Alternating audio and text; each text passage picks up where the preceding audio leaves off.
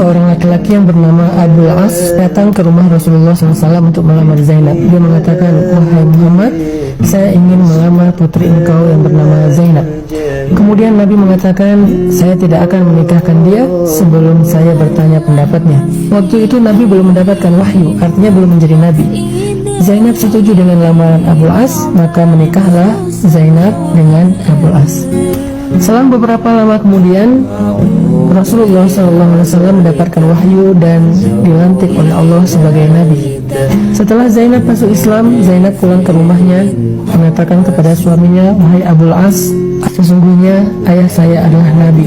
Dia mengajarkan kebenaran tentang agama, bahwa tidak ada Tuhan selain Allah, dan dia adalah utusan Allah." Abul As kaget. "Apa yang kau katakan, wahai Zainab?" "Wahai Abul As, apa yang disampaikan ayah saya adalah kebenaran, dan saya pun telah meyakini kebenaran itu. Jika engkau berkenan, marilah ikut dengan saya. Kita sama-sama belajar tentang kebenaran ini." Kemudian Abul As mengatakan, "Saya tidak ada urusan dengan omong kosong ini. Sesungguhnya saya tidak suka kepada orang yang telah mencela nenek moyang kita, mencela sesembahan kita, dan membuat kekacauan di tengah-tengah kaum kita." Akhirnya Abul As membiarkan Zainab dengan agamanya, sedangkan Abul As sendiri tidak mau memeluk Islam. Kaum muslimin satu persatu berangkat berhijrah ke kota Madinah, dan yang terakhir Rasulullah SAW juga dapat perintah untuk berhijrah bersama Abu Bakar. Zainab bertanya kepada Rasulullah, "Ya Rasulullah, apakah saya perlu berhijrah ke kota Madinah sedangkan suami saya masih dalam keadaan belum beriman?" Nabi mengatakan, "Wahai Zainab, tunggulah, tetaplah kamu bersama dengan suamimu di kota Mekah." Akhirnya Zainab dengan berat hati pisah dengan ayahnya tercinta Rasulullah SAW. Selang setahun kemudian terjadilah perang Badar. Dalam peperangan itu Abul As keluar bersama dengan pasukan kaum musyrikin untuk memerangi Nabi SAW. Kita tahu perang Badar Allah memberikan kemenangan yang besar bagi kaum muslimin. Ternyata Abul As termasuk di antara orang-orang yang ditawan di antara tawanan-tawanan di kota Madinah.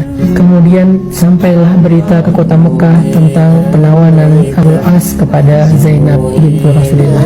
Zainab menjadi sangat bersedih di kota Mekah. Di satu sisi dia merasa bahwa yang ikut berperang ini adalah suaminya, tetapi di sisi yang lain yang diperangi adalah ayahnya. Zainab bingung bagaimana cara menebus Abul As, sedangkan Zainab tidak punya harta, mereka termasuk orang miskin. Sampai kemudian Zainab mencari sesuatu untuk bisa menebus suaminya kepada Rasulullah, maka dia mengirimkan sesuatu yang sangat berharga kepada Rasulullah di kota Madinah.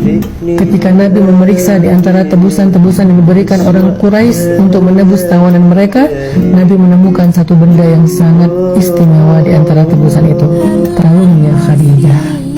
Ketika Nabi melihat ada kalung Khadijah di antara banyak harta-harta tebusan, Nabi mengambil kalung itu. Wajah Nabi kemudian berseri-seri. Nabi kaget, "Ini milik siapa? Ini milik siapa?" Nabi mengatakan, "Wahai kaum muslimin, siapakah yang memberikan kalung ini kepada kalian?" Orang-orang mengatakan, "Ya Rasulullah, itu adalah tebusan untuk Abul As dari istrinya." Nabi kemudian menitikkan air mata. Nabi merasa sangat sedih. Kalung dari seorang perempuan yang Nabi tidak pernah bisa melupakannya harus dijadikan sebagai harta milik umum dan tidak lagi menjadi milik pribadi Nabi. Kemudian Nabi berkata kepada para sahabat, "Wahai sahabat-sahabatku, kalung ini adalah milik istriku Khadijah. Apakah kalian rela seandainya kalung ini dikembalikan kepada Zainab? Atau jika kalian merasa enggan, maka aku akan biarkan kalung ini menjadi harta tebusan." "Rasulullah, kami tidak akan mengambil sesuatu yang berharga di hatimu. Biarkan itu kembali kepada Zainab bersama dengan suaminya Abul As." Akhirnya Nabi tersenyum dan bahagia kalau itu dikembalikan kepada Zainab.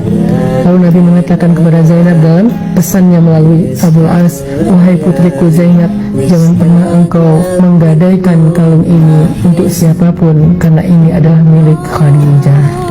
Kemudian tidak lama setelah itu turunlah perintah dari Allah Subhanahu wa Ta'ala untuk menyuruh Zainab bercerai dengan Abul As, karena tidak boleh perempuan beriman menikah atau tetap menjadi istri bagi seorang laki-laki yang kafir kepada Allah Subhanahu wa Ta'ala.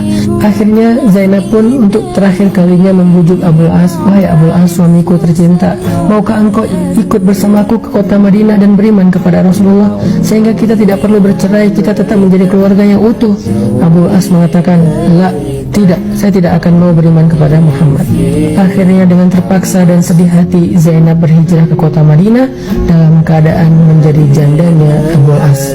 Sampai di kota Madinah, Zainab dilamar oleh banyak laki-laki selama 6 tahun berturut-turut. Satu persatu datang ke rumah Nabi melamar Zainab, tetapi semua lamaran itu ditolak oleh Zainab. Kenapa? Zainab belum bisa melupakan Abul As.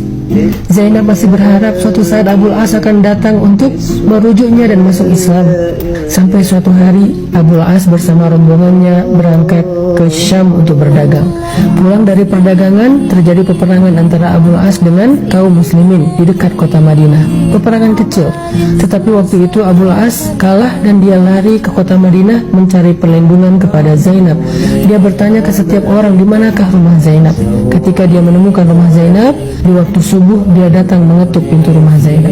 Ketika Zainab membuka pintu rumahnya, dia melihat Abul As, mantan suaminya, ada di depan pintu rumahnya. Sehingga Zainab penasaran dan bertanya, "Wahai Abul As, apakah engkau ingin masuk Islam dan ingin merujuk aku?" Kata Abul As, "Tidak wahai Zainab, aku meminta perlindungan kepadamu seandainya engkau masih menganggapku sepupu dan ayah dari anak-anakmu." Kemudian Zainab berangkat ke masjid untuk sholat subuh. Lalu selesai sholat subuh, Zainab berdiri dan mengatakan, "Wahai Rasulullah, wahai kaum muslimin, aku meminta perlindungan untuk Abul As." Nabi kemudian datang ke rumah Zainab, bertemu dengan Abul As, mengatakan, "Wahai Abul As, aku akan kembalikan kepadamu hartamu dan engkau adalah orang yang bebas." Ketika Abul As dibebaskan oleh Nabi SAW, barulah Abul As merasa tenang. Kemudian dia kembali ke Mekah. Setelah selesai urusannya di kota Mekah, dia kembali ke Madinah dan dia mengatakan, "Asyhadu an la ilaha illallah wa anna Muhammadan Rasulullah." Sejak saat itu Abul As kembali kepada Zainab dan selang setahun kemudian Zainab pun meninggal dunia. Saat Zainab meninggal dunia, Abul As menjadi orang yang paling keras menangisnya, seperti seorang anak kecil yang ditinggalkan ibunya, menangis sekencang-kencangnya. Abul As mengatakan, "Ya Rasulullah, tidak ada gunanya dunia ini tanpa Zainab." Selang setahun kemudian setelah Zainab wafat, Abul As juga wafat dalam keadaan menunggu hari pertemuan dengan Zainab. Merekalah kekasih dunia dan akhirat.